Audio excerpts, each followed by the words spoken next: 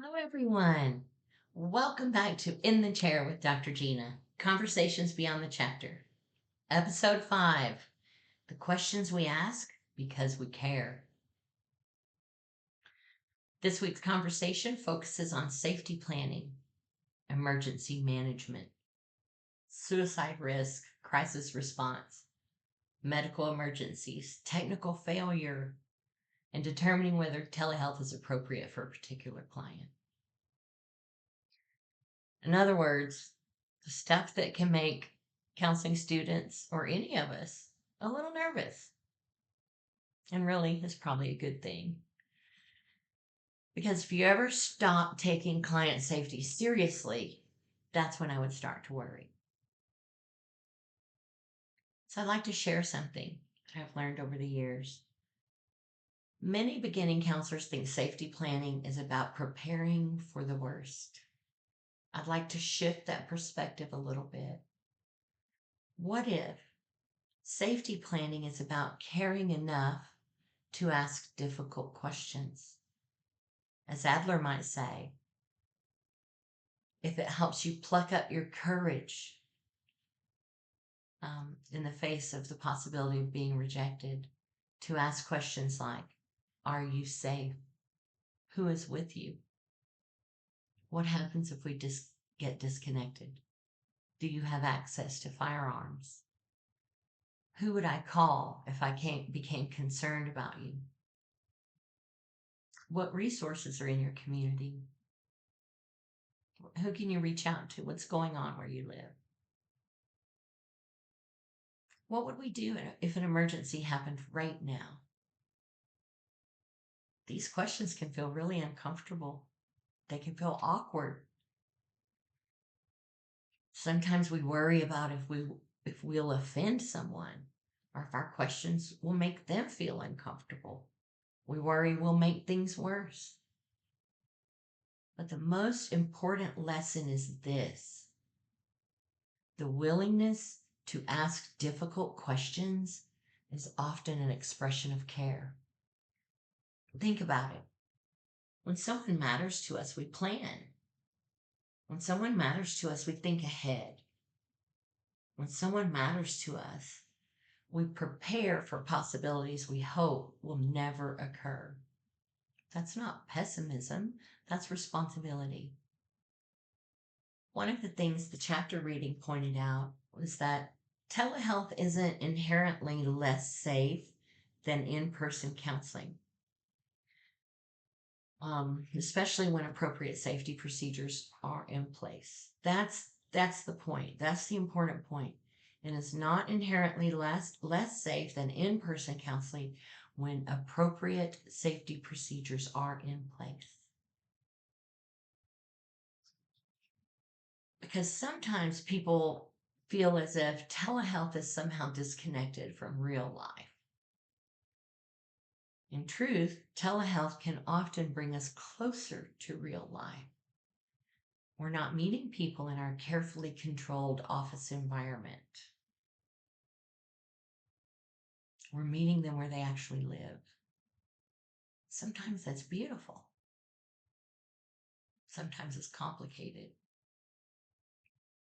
Frequently, it's both. I've met clients' dogs. I've met their children, their spouses. I've met their interruptions and frustrations. I've met their stressors. I've met the environments where their symptoms actually occur. And sometimes that's incredibly valuable clinical information, but it also means we have to think differently about safety. One thing that really surprised me when I first began practicing telehealth is how much preparation occurred before the session ever started. It's never as simple as just log in and go.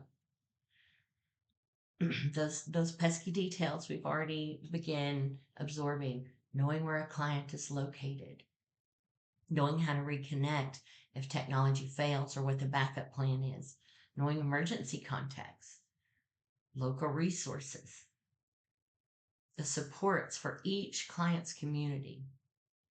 These things can feel administrative, but they're not.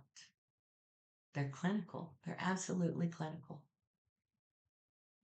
Because when an emergency occurs, that's not the moment you want to begin gathering information.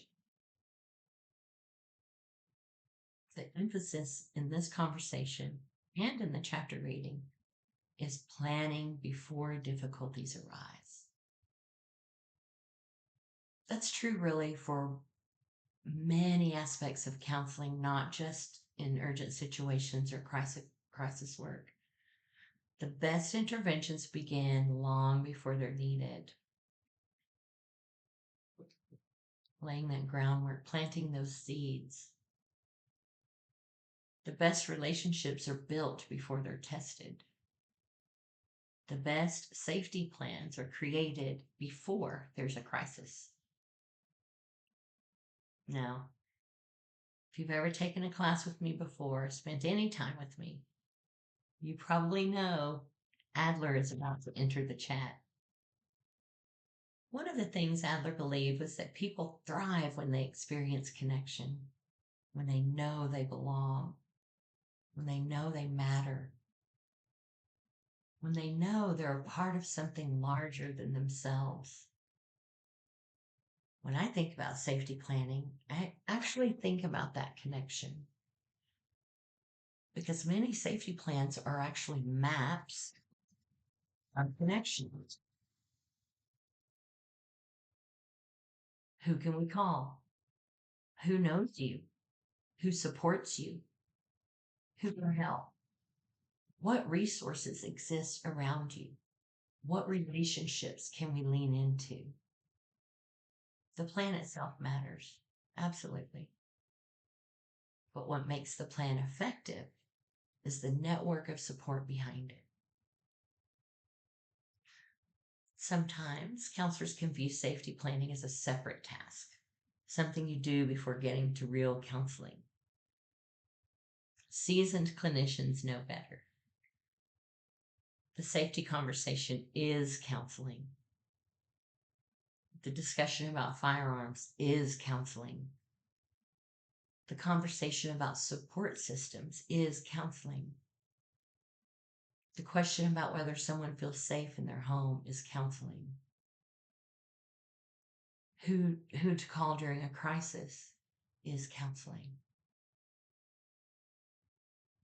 Every one of those conversations helps us understand how a person navigates challenge, vulnerability, and connection. One of my favorite observations about experienced counselors is that they become remarkably comfortable discussing uncomfortable things. Not because they enjoy those conversations, but because they understand the importance of those conversations. And I can tell you with certainty, clients often feel tremendous relief when someone is willing to ask directly about what they've been carrying privately and alone. Pluck up your courage and ask the hard questions. Your client, I like to say, that special part of your client is waiting for you, counting on you to do that for them. Sometimes what feels like the hardest question for us to ask becomes the question the client most needed someone to ask.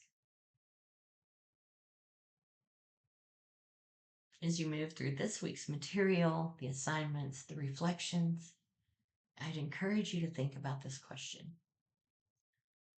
What difficult question might communicate care more effectively than a reassurance ever could? Because sometimes our willingness to ask is every bit as important as our willingness to answer, our ability to answer. And with our tender clients, in many cases, it's the beginning of trust.